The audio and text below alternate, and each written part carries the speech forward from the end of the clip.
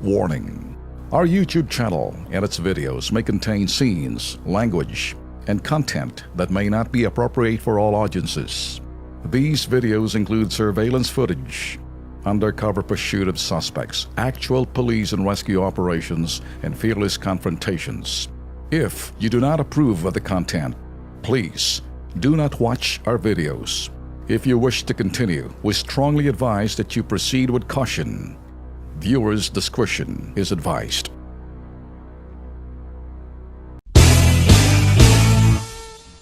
Babaho muna natin yung music, mga boss. Importante ho kasi hindi ba kompleto ho yung inyong araw na hindi nyo makilala ang bawat mga miyembro ho ng farm family ng Bitag Farm, okay? So, sino-sino ho yung mga Bitag Farm? Pabatiin ho muna natin si Janet. Tawagin si Janet. Janet, can you see it? Right, okay, si Janet. May picture ba si Janet dyan? Medyo pakitaas ka ng konti ang boses. Ng Janet. Okay? Baka medyo mataas ng konti si Janet. Pabatiin si Janet. Okay? Kilala si Janet? Hindi naman narinig si Janet. Yan sa TV, kung kayo ho'y nanonood sa TV, nakikita nyo ho yung mga props ho natin dito, ano? Kung kayo ho'y nasa radyo, use your imagination. Kasi yun hong imagination ninyo will serve na as para ho tayo nag-storytelling. Kapareho rin ho ni President Digong is always misconstrued because most of the time, kapag siya ho'y naglilibot sa bansa at nakikiusap sa mga sundalo, he's doing a storytelling to hype up yung sinasabing morale or pep talk, the soldier, na yung iba naman nagbabantay lang kung anong lalabas sa bibig ni President Digong, hindi ho maintindihan kung ano yung reality and hyperbole at saka yung sinasabing tawag ho natin, storytelling. There are three types of storytelling. Storytelling, just the storytelling a lie, and storytelling the truth. Ito ho yung storytelling ni President Digong, is just the storytelling to make you feel comfortable and parang yung ano lang, yung the natural way. Kapag ikaw ho kasi sa Mindanao, kuminsan kasi alam yung parang kwentuhan lang, lalo na pag mga sundalo. Yung iba naman ho kasi ginagawa ho nilang seryoso. So Janet, say good morning. Sige. Narinig ba si Janet? Dito sa atin, narinig ba pag siya sa ating live streaming? Can you give me a sound? Alright. Baka masobrang lakas ng kanyang boses. Nadadaig naman yung aking yung level ng aking sound na kasi we're using the imagination. Kung kayo ho'y nasa sa mga followers ho namin, mga Uber, taxi drivers, yung mga nasa opisina ho, kung sa radyo ho kayo, okay lang. Kung kayo ho'y nasa Facebook, pareho na Facebook Live ho tayo, na nasa I'm seeing myself dito ngayon, hindi nyo ho nakikita yung mga props, yung mga mukha ho ng mga miyembro ng Bitag Family. So now more or less, alam nyo naman siguro tunog ho ng sinasabi ho natin dito, yung mga sound ng mga miyembro ng farm. Look at me as Ben Tulfo, Dr. Ben Tulfo, as in the veterinary, and you can consider me the veterinary. Alright? Veterinaryo o veteranyo. The veterinary. Kaya I have the power to talk doon ho sa mga farm animals ho natin, ang miyembro, legitimate and certified family ng ito ho'y Bitag Farm. Sila ho, kapareho ni Janet. Janet, say again, morning. Alright, that's Janet. Okay, good morning, Janet. How's everything? Kain ka na ba ng paborito mo mga tuyo at sinangag na lagi mong hinahanap ng ikay nakulong sa kampo namin, hindi binibigay siya, tsaka doon yung sa kampo ng mga doon sa Santa Rosa, namimili ba? Okay, sige. Alright, okay, Janet. Papatiin naman natin dito. Kumusta si Laila from the sa Campo Crame? Andiyan naman si Laila. Alright, tahimik ka ngayon. Parang, ikaw ba makang hindi ka ngayon siya masyado, wala ka ngayon sa limelight. Nagro-rosaryo ka na. Okay. Meron ka ng panahon para sa sarili mo. At ika'y nagmumuni-muni na. Kaya naman, nakikita mo ngayon, in solitude, there is strength. mas matibay na ngayon ang loob mo kasi nakikita mo na kung ano yung mga bagay na kung saan pag wala na sa iyo, tsaka mo sila nalalaman at nare-realize when they're no longer there, that's when you realize yung kanilang kahalagahan. Kaya mahalaga kapag ikay nasa labas. Tama? Iba pag ikay nasa loob. Nabibisita ka ba ng mga ibang miyembro ng farm family natin dyan? Sinong malimit bumisita sa iyo? Gusto mo akong bumisita? Okay. Sama ko si Tul Erwin. Pag kami bumisita ni Tul Erwin sa iyo, baka ikay ma-convert ni Tul Erwin sa kanyang mga aklat at may mga talata. Sa templo ng BMU ay iba yung simbahan ni Tul Erwin. Okay, para sa akin, kumusta ka ba dyan? Gusto mong dalhan kita ng paborito mong saging? Nilagang saba na wag masyadong hinog? Siyempre, pag pumunta ako rin, hindi kita susubukan dyan. Kumain ka mag-isa mo, mahirap na. Gusto mo ng saba na sinasawsaw sa bagoong? Yung bang, ganun ba sa Bicol? Ganun ba? Okay. Okay, sige. Okay, babalik ka lang kita sa Laila Putakera. Diyan ka lang muna. Okay, sige. Alright, so nakita niyo na si Laila Putakera. Ay, si Sunny nga pa. Si Sunny T papatiin.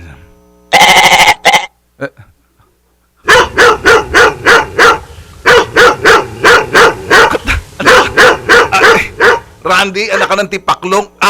Tapos kambing? Ano yan? Alright. Si Sunny T, mga boss, I have to introduce you, but let's put entertainment value. Kasi mamaya magraratyada ho tayo. Basta't importante, pinakikilala ho namin ang aming farm, mga member ng farm ho, ng Bitag Farm. Sunny, how are you doing? Okay lang. The feeling is...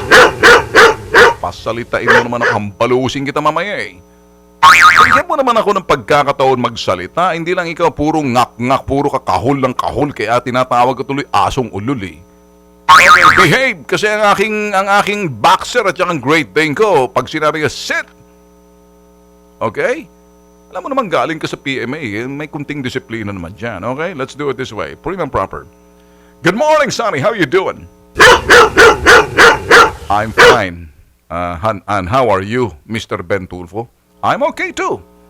Did you eat your breakfast, Mr. Sonny T? Alright. Diyan ka lang muna, ano? This is okay.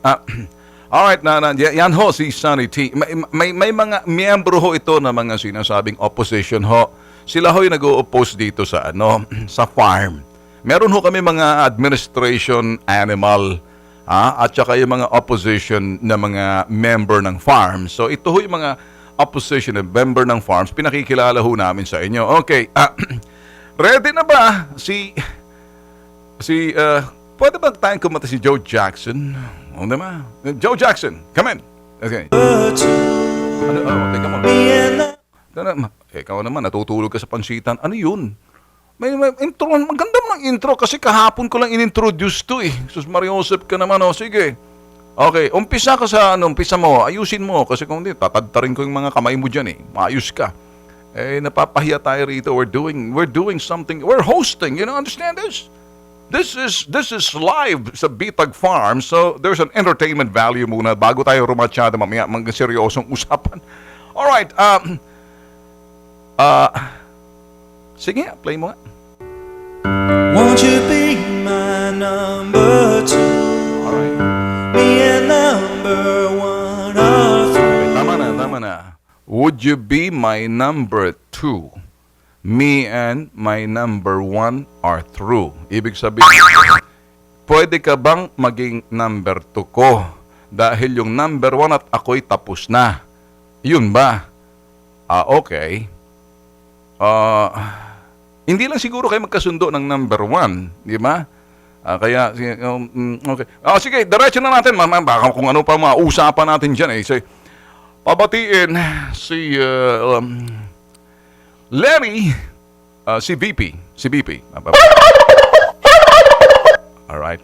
Wala bang picture? Okay. How are you doing, Mom VP? We have to continue on our unfinished business kahapon, Mr. Ben Tulfo. Sabi niya. Alam mo kung minsan nakakabingi ka, sobrang lakas ng volume mo na hindi na ako na-overpower na rin ako kuminsan. Pwede bang daanin mo ng konti kasi masyado kang dikit sa mikropono o pipitikin kong tainga na itong si Randy. Okay, bati ka ulit. Ayos ba yung boses ko at saka boses mo? Kasi nangingibabaw ka, masyado kang dominante. Ang dating mo, alpha turkey ka eh. Kunting siguro, dudoktrina muna kita rito sa farm ko para matuto ka, ano? Hindi ibig sabihin VP ka, kay magsisiga-sigaan, tandaan mo. I'm the number 1 kung sa farm. In the real world, you're just the number 2 and you cannot be the number 1. You understand? Alright, ina-acknowledge mo na ikay number 1, number 2. Pero ang pag number 2 mo, hindi pa natin malaman dahil hindi pa tapos yung recount. Gagawin pa sa Korte Suprema. Anong sasabihin mo dyan? Paano bigla pag nawala ka sa pwesto? Naloko na. Anong tingin mo? Meron na kayong mga may mga hakbang na kayong gagawin sakaling hindi kayo nanalo sa recount kasi talagang gagawa kayo ng mga estratehiya na talagang hindi nyo pwedeng paupuin. #Reshback. #Reshback kung si BBM ang ilalagay ng Korte Suprema dahil siyang nanalo. Ganun ba? May kilala ako dyan sa mga #Reshback. Parang miyembro sila ng parang union. Hindi naman union na parang sila yung mga executive na medyo may mga position na parang natinag ata sila sa parang medyo na-insecure sila. Kaya parang naglabas sila ng kanilang mga #Reshback kung sakaling hindi na ibigay doon sa isang ale, sila ay alam niyo man, itong mga putok sa buhong pendeho na to, andyan lang sila sa gilid-gilid, kilala ko. Pero hindi ko sasabihin sa inyo. Dali, okay, sige, di ba? Reshback, ha, okay. VP, okay ka na ba dyan? Babalikan kita na. Okay, ready na ba tayo sa isang natin? Miyembro ng farm animal na, kasi yesterday, in-interview na ho natin, in-unveil na ho natin si VP Lenny. Si Kiko, ready na ba? Ready na ba si Risa? Si Risa H? Ready na? Grabe naman yan, parang pito. si Risa nga. Walang iya, pati tunog mo, lagi ka may kasamang gitara, ang lalakas ng hakbang mo. Ostrich ho yun, si Risa. Okay? Yan ho si Risa, miyembro ng farm. Bukas, si Franklin naman. Kilala nyo, papakita ko lang, wag mo na. Kung kayo ho'y nanonood sa amin sa TV, sino ho si Franklin? Meron na ba, ready na ba si Franklin? Si Franklin D. Hindi pa? So, hindi pa, Okay, so wala pang tunog pero kilala niyo na ho yung na medyo siya huy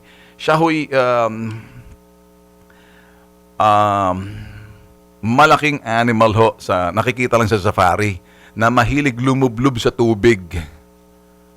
Okay? Hindi ho kayang tibagin ng elephant. Yan yung pinakita mo na. Introducing si Franklin D. He's joining us tomorrow. Franklin D., hindi pa siya pwede magsalita and then sinasabi na namin advance. Ito ho yung mga kasi ito na ho kung sa NBA ini-introduce na yung mga players, ako ho ini-introduce ko na yung mga Bitag Farm family. That's Franklin D. Kung kayo ho'y nanonood sa TV at nakikita nyo, kung kayo nakikinig sa radyo, lalo nyong abangan bukas. Kung kayo sa Facebook lang live, alamin, sino si Franklin D. at anong papel at sino siya sa farm animal ni Doctor specializing in veterinary, Ben Tulfo, kung sa farm. Okay, sige, bukas. Si Kiko, ready na ba si Kiko? Nakita? Pabatiin mo na. Mukhang ready na ata. Ready na ba si Kiko dyan? Okay, Okay, Kiko. Okay. Tumakbo si Kiko. Ano bang nangyari doon bakit nasa Amerika? Parang, kayo pwede pang maayos o wala na? May pag-asa ba kayo nung, na medyo nag-i-emote daw eh. Sabi ni Manang Christie. Ano na naman ang nagawa mo nito? Sis Mariosep ka, Kiko, maayos ka naman. Medyo, komportable ka ba na ikay nasa Senado pero si Mega nawala sa tabi mo? Okay ka ba dyan? Alang yan, nagiging showbiz tayo rito. 9:23! Tapos, yan ho yan ho yung mga farm animal ho natin. Si Bam A, si Bam A, mga miyembro ho to ng mga farm. Si Bam A, ready na ba natin i-unveil yan? Alam mo naman yung kuting eh. Ano? Anak ng tipaklong, para ka naman hinila yung bombolyas mo niyan eh. Kuting ka tapos kung parang ang hanapan mo naman hindi si Bam, ang ganda ng salamin mo. Ano bang designer ba yan? Okay. Yan, kanina parang akala mo yung pusang naghahanap ng ewan. So, okay ka ba dyan, Bam? Well, let's have a bonding tomorrow. Yan ho, mga farm animals ho, na miyembro ho ng Bitag Farm. Okay? Okay? Good na ho ba tayo? O, nasa yung ating scores? Okay, nagbabalik ho. Diretso na ho tayo rito sa 9:25. Haba ho ng mga introduction natin. Para mawala ho yung umay factor, baka manawa na ho kayo. Kamusta nga pala yung mga overseas Filipino workers ho natin, At saka yung mga Filipino overseas. Magkaiba ho yung OFW sa mga Filipino overseas. Mga Pinoy ho na talagang nag-aantabay ho sa ating programa. Please, wag ho kayo manawa sa ginagawa ho ng Bitag Farm. Dito ho sa Bitag Farm, sa Bitag Live, na nag-i-introduce ho tayo because sometimes we're cynical. Pag sinabing cynical, yun hong ating dating. Baka maumay ho kasi kayo. Kaya, ayun. Okay, sabi ko na Rose Lucero, maaga pa lang. Nice to hear you live for the first time. Mapanood kita live Ramadan kasi dito sa Saudi. Kaya di po ako matulog. Okay. Alright. Keep up the good work. Si Ano Miranda, Sir, dami nyo palang alagang hayop. Color yellow ba yan? Sila ho yung mga nasa yellow dormitory. May mga dorm kasi ang aking mga farm animal. Yung mga iba, color blind. Sito, pag nakita mo yung kanilang dormitory para sa mga animals ng Bitag Farm, mga members of Bitag Farm, dilaw yung kanilang kulay ng dormitoryo nila eh. Sa mga iba, color blind, walang dilaw-dilaw. Si Celia Salvando Dakuro, sabi ho, from Algeria, good morning, more power. Si Ana Blackkeast. Watching from Taiwan, I'm proud of Mindanao. Okay, 9:26. Diretso na ho tayo sa ating mga ito'y tatalakayin ngayong umaga, mga boss. First, natatandaan niyo ho ba ng panahon ho ng I think there was in 2013, if I'm not mistaken, na ang DOJ ho, ngayon kasalukuyan, the Department of Justice, ngayon ho, parang iniimbestigahan ho nila, inaalam ho nila saan daw napunta yung 10 milyong piso na ito'y inalok ho nung dating administrasyon ni Pinoy. Para sa ika-aresto ho, pagkahuli ho, itong suspected ho na pork barrel scam mastermind si Janet Lim Napoles. Natatandaan niyo ho ba? Ngayon, iniimbestigahan ho kasi may impormasyon kasi daw natanggap si Department of Justice Secretary ngayon, si Vitaliano Aguirre, nung panahon ho ni Laila de Lima, siya ho yung DOJ Secretary noon. Pero nakatanggap ho sila ng impormasyon na yun daw yung nakarang administrasyon ni Pinoy. Nag-alok ho ng pabuya, reward money, sa ito ho nung kasagsagan ho ng sinasabing PDAF anomaly. Ano hong PDAF? Priority Development Assistance Fund. Laking issue ho yan. Tapos ho, sinasabi nila na parang lumalabas na sa kanilang kaalaman at nakaabot sa kanila, kaya iniimbestigahan ng Department of Justice Secretary kung nga ba yung pabuya o yung reward ho na 10 million pesos talaga ho bang nakuha. Kasi ang tanong, nag-surrender ho si Napoles eh. Alam naman hulang lahat yan. Pero sinabi ho na meron daw nakakuha ng 10 million peso reward. Ang alam ko ho kasi, sinundo pa to si Janet Lim Napoles eh. Janet, kumusta ka ba dyan? Palabas ka. Janet, tatanong ko muna sa'yo, wala ba lang picture? Ano ba nangyari talaga noon?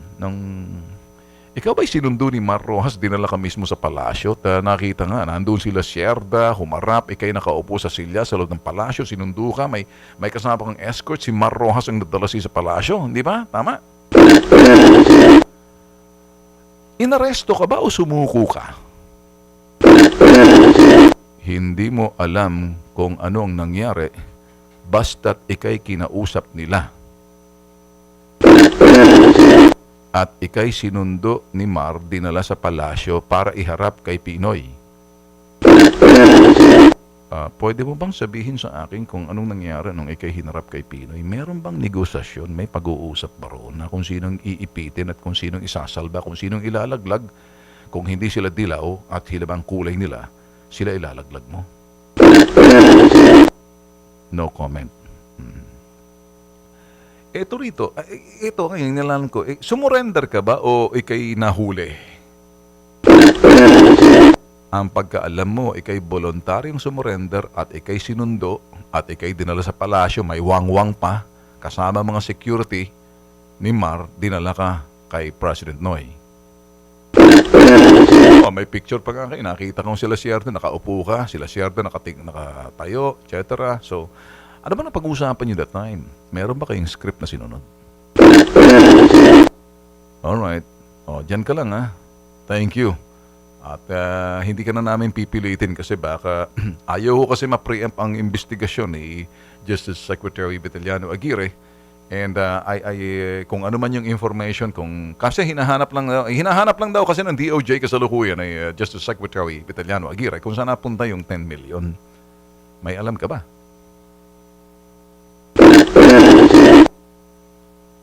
Bakit ko tinatanong? Gusto kong malaman. Ano ang pakialam ko?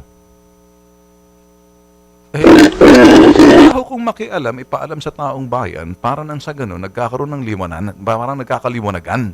Naintindihan mo ba ang trabaho ko? Okay. Alright, naintindihan mo. Naintindihan mo, pero sabi... Ano? Pakisabi? Marami kasing mga media man noon, tuloy mo. Nag-uunahan sila nung panahon na ikay naaresto o sumuko. Okay, tuloy mo. Kukumahog kasi may pera ka, hinuhut-hutan ka ng mga putok sa buhong kasamahan namin sa media. Tama. Sino doon sa kasamahan namin sa media ang humuthot sa iyo na kumuha ng milyones? Talagang kinuha mong PR sila para ikay pagtanggol. Sino? Nasa istasyon ng Dilaw. Anong pangalan? No comment. No comment ka pagkatas nagbibigay ka ng tip. Sige, tuloy mo. Isa siyang broadcaster. Ha? Okay, tuloy mo. Inalagaan mo, iumano'y nag-release ka ng magkano? Hindi mo na matandaan basta milyones. Yan ba'y 8 figures or 7 figures? Anong ibig sabihin ng... Pag 8 figures, from 10 million pataas. Tama? Intindihan. Pag 7 million, 9 million pababa. Milyones yon. Okay, magkano binigay mo roon sa isang broadcaster na balita namin, umalingaw-ngaw to nung kasagsagan na ikay parang naiipit at kumuha ka ata ng mga media PR Totoo ba yon? No comment. Pero, binigyan mo ako ng tip na broadcaster tumanggap ng, ayaw mo sabihin, 7 or 8 figures. 7 figures lang. Okay. Sino? Gusto mong pakiano? Pag nailabas kita, ibibigay mo't ilalantad mong pangalan niya. Taga Channel 5 ba yan? Hindi. Broadcaster, hindi ba? So, hindi kolumnista, hindi mga dyarista. Meron din sa mga dyaryo. Aba, tika mo, magandang expose ito. So, meron din ng mga taga-dyaryo. Binayaran mo sila. Binayaran mo sila. Naglabas ka ng pera nung kasagsagan ng PDAF na, ba't ka nakakulong? Mga salawahan at mga bastos. Na? Ano pa? Extortionista, wala sa usapan. Ano pa? Taas at ibaba, pareho lang sila. Matapos mo silang pagbigyan ng mga kwarta, ano? Ito ang ibinalik sa iyo, nakakulong ka pa rin. Where did you go wrong? Tanong ko, saan ka ba nagkamali? Mahabang istorya. O sige, kung mahaba, paiksiin natin. Magbe-break ho muna si Ben Tulfo sa Bitag Live. Ano? Magbabalik ho kami, 9:34. Balik na ho ang Bitag Live. Good morning ho sa inyo, 9:39. And diretso na ho tayo rito. At ito ho yung mga padala ho ng mga respond ninyo ho ngayong araw. Basahin ho muna natin kasi sa kabila ho yung ito, mababasa na ho siguro natin kaya minumove ho natin ang mikropono. Ito ho, si Jenner Rayos, mga pangalan na to. Dami kong tawa, sana manood yung mga senador, sila Franklin, sila Sunny T, sila Risa at si Bam. Ano naman tayo, be a good sports. There's nothing really wrong with what we're doing. We're having fun, di ba? So, it is a compliment para mapabilang. And it's a privilege mapabilang ho kayo sa farm, di ba? That means you caught my attention and then you are important. Si Kihada Christina, good morning, watching from Hokkaido, Japan. And etong si Jonalyn de la Cruz, daming nakurakot ni Janet, kaya famous siya noon. Okay. Si John Rambo, good morning, watching from Jeddah, Kingdom of Saudi Arabia. And si Zines, Mr. Ben, idol, you're awesome. God bless, thank you. Sa Athens, Greece, Calamera po, sabi ho si Imelda Padrique. And idol Ben, present sa Wednesday edition. Okay, ang pig, ang galing sumagot. Siya yung superstar. Hinihinga natin ng impormasyon. Kahit na paano, naglalabasan yung mga bagay na kung saan. Eto ho'y flashback ho tayo. Okay. Si Cecilia Monsayak, sabi ho nito, ganun palang style ng nakarang administrasyon, may pabuya, pero sa kanilang bagsak ng pabuya, galing nila umarte.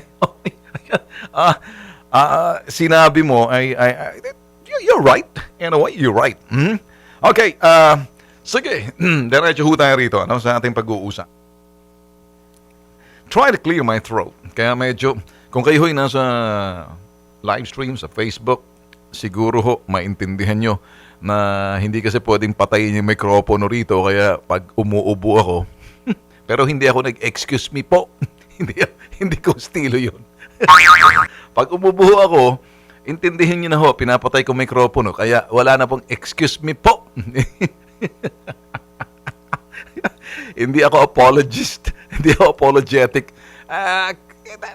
Ano lang ho tayo, it's just, or just the usual. Okay, diretso ho tayo mga boss. Kumusta ho yung mga taxi ho nakikinig ho sa atin? Nag-i-enjoy yung mga jeepney drivers, yung mga ginang ng tahanan. Yung mga nasa iba yung dagat in the US and Canada. And ganun din ho sa ibang bansa ho na kung saan may mga Pinoy na sila ho natutuwa. We're trying to put some entertainment value. Kaya sabi ho natin, this is a convergence of sabi ho, malimit nating sabihin to, a convergence of three, ito ay social media, traditional media, and new media na pinagsanib puwersa ho natin para mapagsilbihan. Kaya lang mas malawak hong coverage ho ng ating social media sa pamamagitan ng live streaming ho natin. So, saan man kayo naroon, pag may internet lang ho kayo, free data naman ho, napapanood nyo ho kami. Huwag lang ho sana bumagal yung internet ninyo. Huwag nyo akong sisisihin kung sakali. Huwag nyo rin mumurahin yung telcos, parating nyo ho sa kanila kung bakit kayo nagagalit.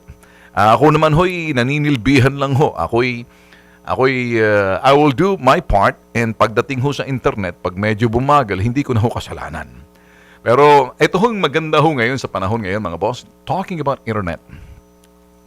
Marami hong ibang mga tao talagang alam ho nila gamitin yung social media, the power of social media. Pwede hong gamitin sa negatibong paraan, sa positibong paraan. Sa atin ho, ginagamit ho natin social media page ho natin sa pamamagitan ho ng ito'y reaching out to our demographics. Ang demographics ay yung specific market ho natin, kung sino hong pinagsisilbihan ho natin, mga Pinoy overseas, na hindi naman ho nila pwedeng i-monitor yung ating palabas. So real-time, napapanood ho tayo live streaming. So this is the beauty of it. But we'd like to use it more of entertainment value. Ganun din ho, giving you the information and analysis. Seryoso man, nagbibiro. So, hindi ho tayo predictable. Iniiwasan ho natin maging predictable sa mga ginagawa ho natin. Ibig sabihin, na parang alam na ng tao yung estilo mo, pananawaan ka. Kaya kami ho, lalo-lalo na ho ang programa ho ni Ben Tulfo, si Bitag, ganun din si Tul Erwin, we continue to evolve and make sure that we get that kind of interest ninyo, kung ano ho yung needs and wants, kung ano yung gusto ninyong marinig. Not that because para ho kami mga entertainment, bagkos doon ho sa mga issues ho, sa politika, sa ekonomiya, sa nangyayari sa bansa. Somehow we give you an analysis, maybe with entertainment value. So hindi ho kami yung precise news, factuality, timeliness, nandun yung integrity, na kung minsan ho kasi hindi mo malaman kung sino nagsasabi ng totoo, hindi. Kaya ngayon, yun hong ating mga ginagawa rito, mga boss. Ngayon, okay, let's put it this way. Ang social media ho, kapareho sa amin, ginagamit ho namin in a way na parang to reach out. And may mga social media kasi na mga pseudo account. And for whatever reasons, sila ho'y parang confederation na ho sila sa dami ho nila. And pag titingnan mo yung mga likes ho nila by the 13 millions to 17 to 20 millions, and sometimes you'll find out how do they do that. And they hired, parang they hide under the mantle na mga pangalan ng artista o just a wall. Or if not, mga pangalan na only, I don't know kung bakit nila naisip yun, pero kung titingnan nyo yung likes, sobrang dami. Pero may trick ho dyan, kaya ho sila nagagamit ng mga politiko, nagagamit ho ng ilan dyan. But rest assured, kami ho sa Bitag Live, organic ho kami. What do you mean by organic post? Hindi ho kami gumagamit ng mga sinasabing, eto naman boosting. Sometimes we boost, nagbo-boost kami, nagbabayad kami para yung page, para mapanood sa iba. Ay, may advantage ho talaga kapag ikay kumukuha ng serbisyo ng mga mersenaryo. Anong yung mersenaryo? Ito yung expose ho itong sa akin sinasabi. Mersenaryo ho sila at ginagamit ho nila yung lawak ho ng kanilang likes. Yung kanilang laki ho ng likes nila, umaabot na mga 10 milyon pataas na ho yan. And para ikay masishare, tataas din ang likes mo. But there's the good side and the bad side of it. It depends kung your intention is good, but there are those talagang approval conscious lang sila eh. They're more of approval, acceptance conscious sila. Approval sa mga ginagawa nila, acceptance sa mga ginagawa nila. That is what the negative part of the social media. It's all about the egotistic maniac of some and then making money out of it. Either to destroy, if not, to build. It could use either way. Kung kayo ho'y nakikinig ho sa akin, seryoso na ho ito. And if you're a multimedia student, you know what I'm talking about. Unlike before, traditional media lang ho pinag-uusapan. So, radio, TV, and print. Now, may social media, may new media, and there's a technology and a style, a strategy, and tactics, how to use it and how to boost and how to come up with a big followers. And sometimes it's not even worthy to have that kind of followers because you're nobody. You want to be somebody, but you're nobody, and you want to be that never was, it will never be, and yet you are somebody. You know why? The power of something as confederation, then may miyembro ng federasyon, ibang klaseng federasyon ang sinasabi ko, hindi yung may pitik, federasyon ng dami ng likes, I will boost you, and if I boost you, you better boost my pocket as well. Okay, so mutual and beneficial. Understand what I'm saying? Nakikita nyo kung minsan ang katorya-torya ang pinagagawa. Pero kung pagdating ho sa likes, abay, sobra-sobra, magtataka kayo, sino ba tong utot na to? Paano nagawa nito?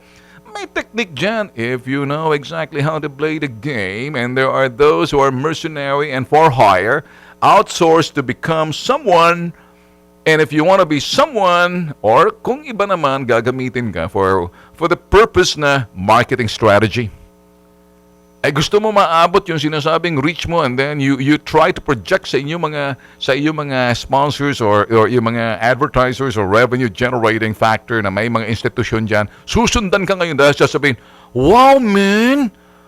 10 million likes, 10 million followers, pwede ba kaming maglagay sa iyo dyan?" Then it becomes commercialization. And there is nothing wrong with that. There is nothing wrong with that. And it also can be done by anyone. So, there's a trick and trade. And there's a trick and there's a trade.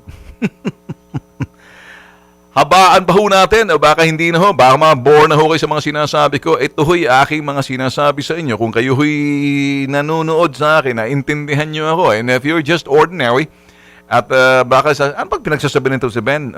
Okay, mamaya. Siguro, let's leave it there. Watch daw, mga pabugso-bugso yung mga sinasabi ho natin dito para naman naintindihan nyo. Oy, kumusta nga pala yung sabihin natin o yung mga suki ho natin sa bandang Laguna o sa Davao, marami ho nakikinig sa Cebu, kamuti sa Cebu. O yung sa Saudi Arabia, sa KSA, o yung mga Filipinos overseas sa Hong Kong, where you are, sa iba yung dagat, Filipino overseas, how are you guys doing? And I can see exactly ito mga likes naglalabasan ho sa akin. Good morning ho, binabati ho tayo rito. Because we're live today. Anyway, pag-usapan ho natin itong first. Let me talk to you about itong ginagawa ho ng pasok mo nga si VP.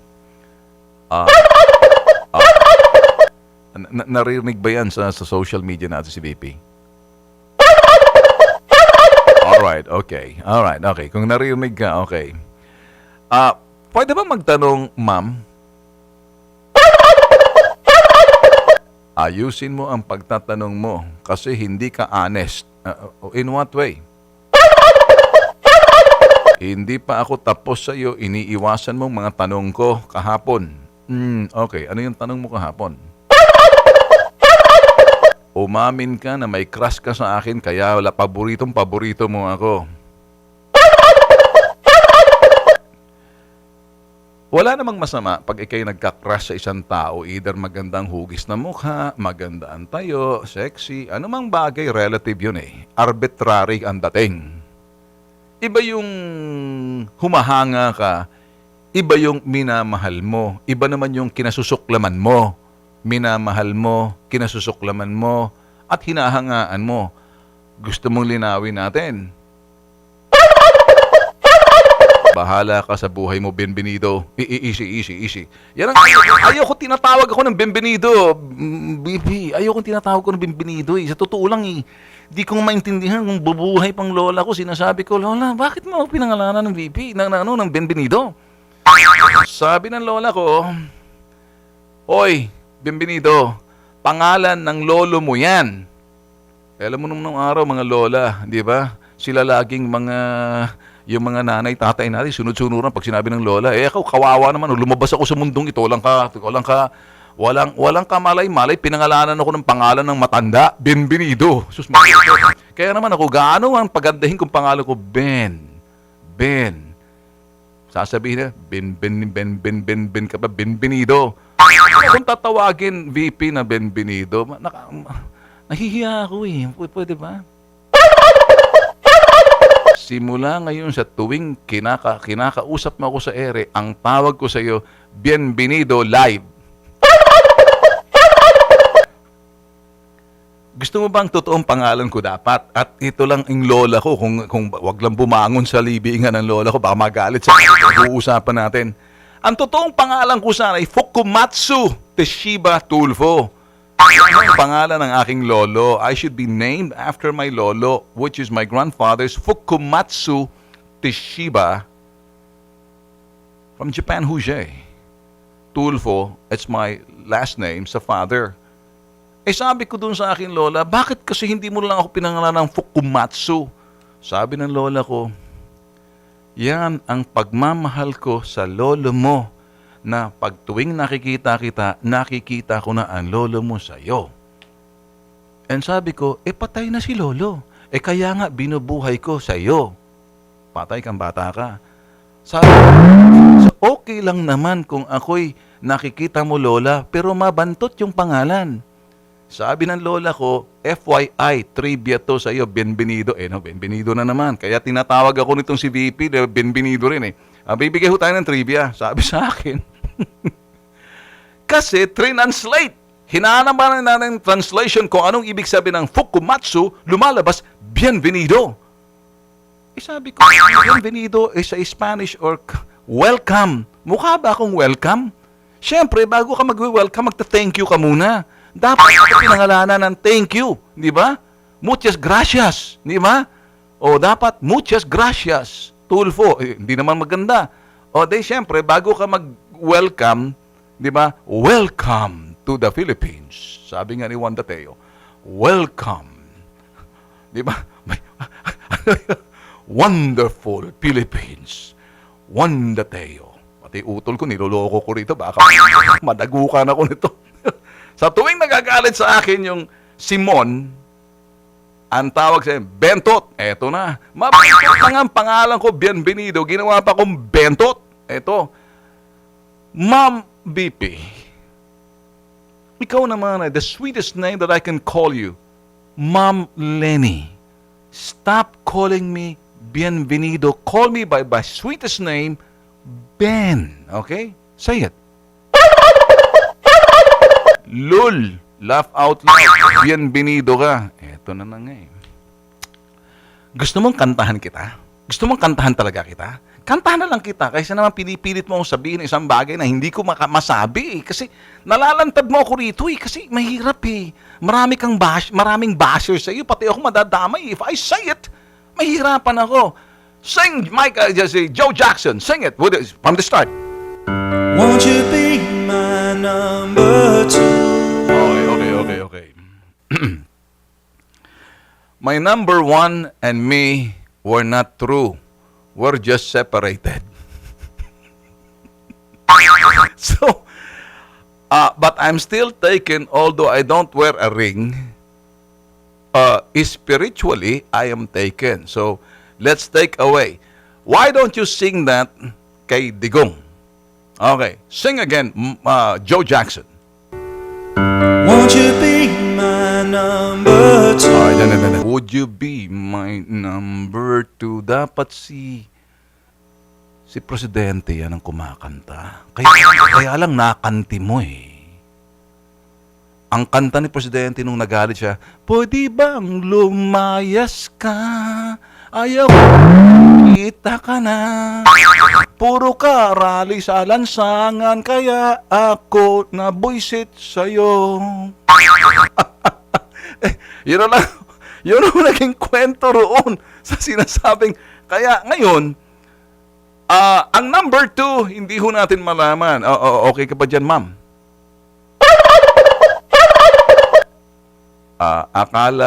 Akala ko nakalimutan mo na ako, Bienvenido. Hindi na. Tanong ko lang, ma'am, kumusta ho ba doon sa Marawi? Ano bang nangyari doon? Talingin mo, dami mga nagpapadala nito. Pwede bang issue nito? Tanggalin mo muna. Kumusta bang sitwasyon sa Marawi? Balita ko, ma'am, nabigay daw kayo ng mga relief goods sa Marawi. Yung bang pinigay mo roon, para saan yun? Para doon sa mga lumikas doon sa Marawi, kayo nasa Iligan, tama? Okay, and then, doon, nagsalita ka, parang nililecturan mo yung number one. Saan ka nakikita si number 2 nile-lecturean si number 1. Kung pag-uusapan ay mga may bahay, pwede si number 2, si number 1 ang dapat nagle-lecture kay number 2. Kung sa bahay pamamahayan. Pero kung sa posisyon, si number 1 ang nagle-lecture dapat kay number 2. Kahit si number 2 hindi pwede mag-lecture kay number 1. Kasi pag si number 2 ang nag-lecture kay number 1, si number 1 ngayon, bali, nasa ibaba ni number 2. Alam mo naman yung presidente natin, si number 1 yan. Numero 1. Number 1, second to none. Above number 1 is, kumbaga, above no one, second to none. Okay? Ibig sabihin, nananatili siya number 1. O paano mo ngayon gagawin yan?